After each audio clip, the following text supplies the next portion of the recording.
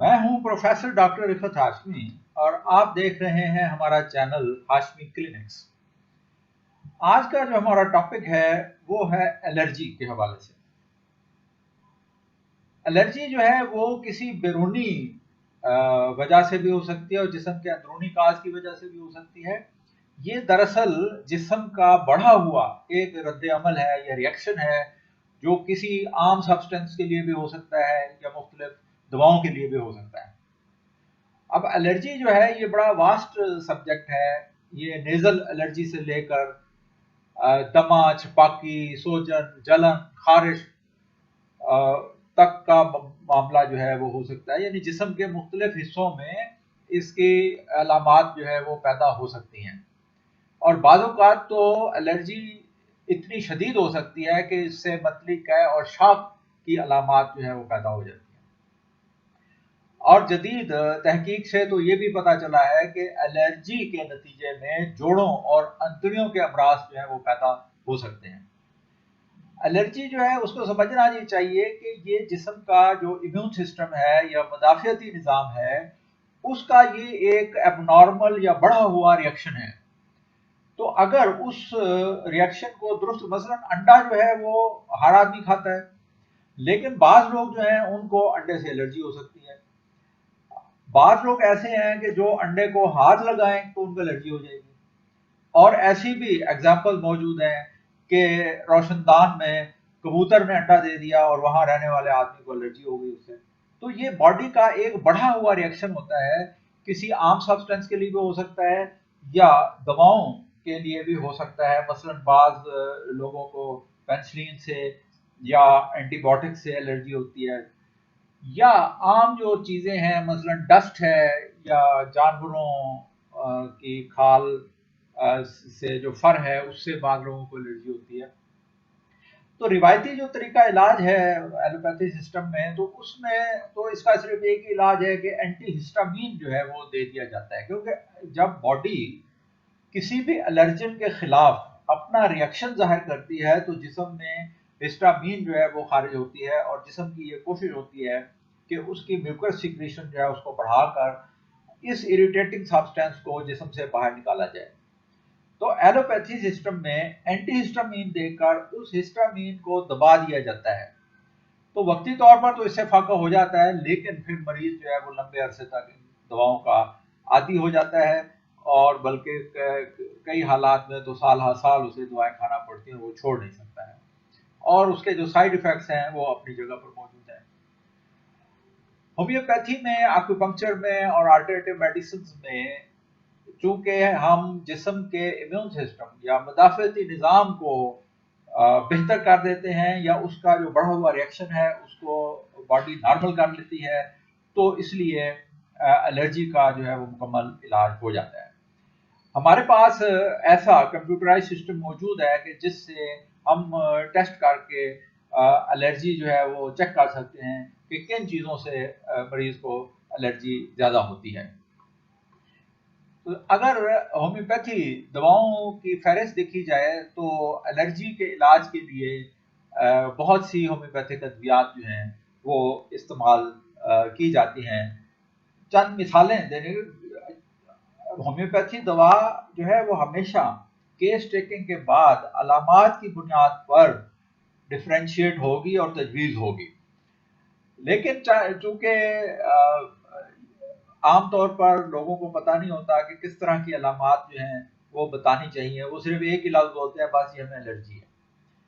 तो थोड़ा तफसील से बताने की ज़रूरत होती है। तो चंद मिसालें आपको बताता हूँ कि जिससे आपको पता चलेगा कि किस तरह होम्योपैथी में दवाओं को अलामात की बुनियाद पर मुख्तलिफ दवाएं जो हैं वो तजवीज़ की जा सकती हैं। मिसाल के तौर पर इस्लामाबाद वगैरह के इलाके में या दूसरे इलाकों में भी ये पोलन की एलर्जी जो है वो ज़्यादा होती है और फूलों के जब बाहर का मौसम आता है या पोलन का मौसम होता है तो उसमें ये कैफियत जो है वो बढ़ जाती है। तो होम्योपैथी में इसके लिए सल्फ्यूरिक एसिड, एरियंथस और एलियम सीपा जैसी जो दवाएं हैं वो इस्तेमाल की जाती हैं। बाज़ लोग जो हैं वो धूप या गर्मी में से निकलने के लिए सेंसिटिव होते हैं तो एंटीमोनियम क्रूड दी जा सकती है।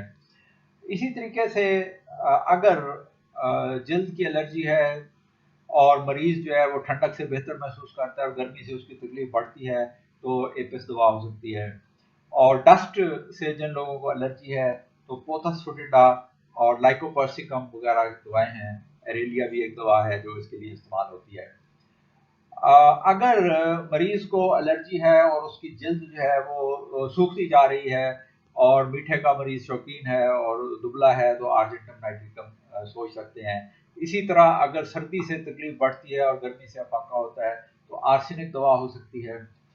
पोल्ट्री की जितनी भी अशिया हैं उससे अगर किसी को एलर्जी है, एस्प्रिन से एलर्जी है, दूध वगैरह से एलर्जी है तो कार्बोवेट पल्सटीला वगैरह जो है ये दवाएं इसमें आ जाएंगी। अगर अंडों से एलर्जी है तो चाइना आर्स और नाइट्रोम्योर वगैरह से इसका इलाज हो सकता है।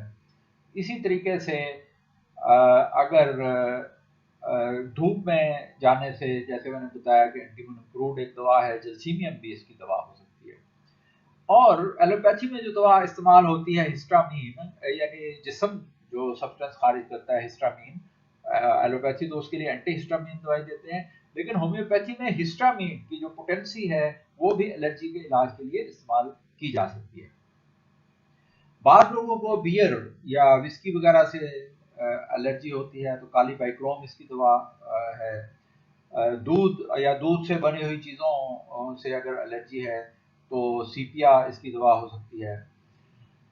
इसी तरीके से बाद लोगों को अचार या सिरके वगैरह से या खट्टी चीज़ों से एलर्जी होती है तो लैक्टोसिस इसकी दवा हो सकती है, लेकिन लैक्टोसिस को एहतियात से इस्तेमाल करना चाहिए क्योंकि इसकी एक आधी खुराक दी जाती है और इसको बार बार रिपीट नहीं किया जा सकता। तो गोश्त और दूध से अगर एलर्जी है तो मैग्नीशिया कार्प है। अगर दूध से दस्त लग जाते हैं, ये पेट खराब हो जाता है या आंतों का प्रॉब्लम शुरू हो जाता है तो नेट्रम कार्प इसकी दवा हो सकती है। इसी तरीके से अगर किसी को कॉफ़ी चाय वगैरह से एलर्जी ज़्यादा होती है तो नक्सोमिका इसकी दवा है। अगर गोभी वगैरह से एलर्जी होती है तो पेट्रोलियम इसकी दवा है।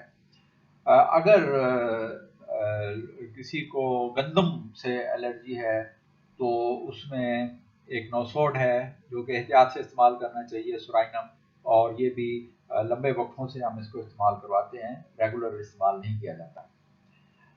इसी तरीके से बाद लोगों को ऑरेंज जूस से या घी के चीज़ें खाने से या खट्टे फल खाने से एलर्जी हो जाती है तो पल्सटीला उसके लिए इस्तेमाल होती है। बाद लोग जो हैं वो खुशबू के लिए बहुत सेंसिटिव होते हैं कि ज़रा से परफ्यूम से या इससे एलर्जी हो जाए तो सपाडीला उसकी दवा है। और मीठे से या चीनी से एलर्जी हो तो सैकेरम दवा है इसकी। और इसी तरीके से बाद लोगों को हेयर डाई से भी एलर्जी होती है तो सल्फर जो है वो कभी कभार दी जा सकती है। चावलों से एलर्जी हो सकती है, टेल्यूरियम इसकी दवा है। बाद लोग जो है वो प्याज जो है वो नहीं खा सकते और उससे उनको एलर्जी हो जाती है तो थूजा उसकी दवा है। तो इसी तरीके से बाद ख़वातीन जो हैं उनको लिपस्टिक से या जो कॉस्मेटिक प्रोडक्ट्स हैं उससे एलर्जी हो जाती है तो उसकी होम्योपैथी में ख़ास अद्वियात हैं। खरबूजा या तरबूज खाने से अगर किसी को एलर्जी है तो जिंजर इसकी दवा हो सकती है। तो बताने का मकसद ये है कि मुख्तलिफ जो दवाएं हैं वो मुख्तलिफ अलामात पर ही इस्तेमाल की जा सकती हैं। हर मरीज को हर दवा जो है वो नहीं दी जा सकती। तो इसी तरह एक्यूपंक्चर तरीका इलाज में भी बॉडी के इम्यून सिस्टम को बढ़ाने के लिए कुछ पॉइंट्स हैं जो इम्यून एनहांसिंग पॉइंट कहलाते हैं, यानी वो बॉडी के इम्यून सिस्टम को बेहतर करते हैं। और ये पॉइंट्स जो हैं वो लार्ज इंटेस्टाइन 11 है, 214 है, स्प्लीन 10 है, लिवर 3 है। इसके अलावा एंटी एलर्जिक पॉइंट्स जो खास इस्तेमाल होते हैं वो UB12 और UB16 है। फिर जर्नल जो हेल्थ है उसको ठीक करने के लिए जर्नल टोनिफिकेशन पॉइंट जो है वो स्प्लीन 6 और स्टमक 36 इस्तेमाल होते हैं। और अगर जिस्म के किसी खास हिस्से में एलर्जी है تو اس کے لیے کان پر جو اکوپنکچر پوائنٹس ہیں اس ایریا سے متعلق وہ بھی استعمال کیے جا سکتے ہیں۔